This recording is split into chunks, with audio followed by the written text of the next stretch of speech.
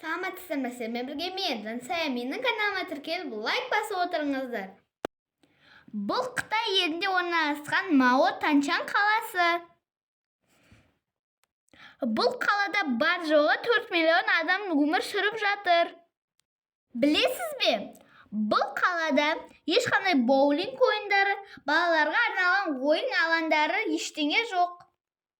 Бұл қалада 1-2 мейрамхана бар және почта қызметі жұмыс жасайды. Сосын, әрине, азық-түлік дүкендері бар.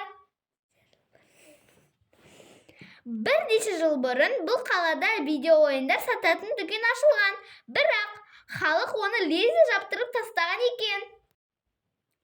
4 миллион халқы бар бұл қаланы қытайлықтар ұмытып кете алмайды. Себебі бұл қалада әлемге әйгілі Гаокао емтиханына дайындайтын фабрика сияқты үлкен мектеп бар. Қытайдың мыңдаған мектеп бітіруші түлектері маусым айында осы емтиханды тапсырады.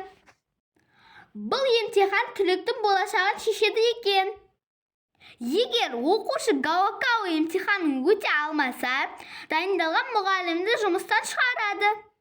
Ал оқушы ол емтиханнан өтсе, мұғалімге 50 мың юан береді екен. Емтиханның ең жоғары балы 750 балл.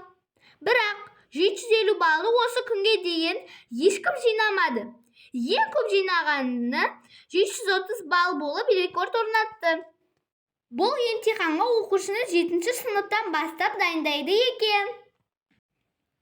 Бұл емтихан болып жатқан кезде барлығы тыныштық сақтайды. Гаокао емтиханы әлемнің әр жерінен келген бақылаушылар тексеріп отырады. Қытайда жыл сайын бұл емтиханды 10 миллион түлек тапсырады екен. Осындай қызықты ақпараттар білгіңіз келсе, менің каналыма тіркеліңіздер.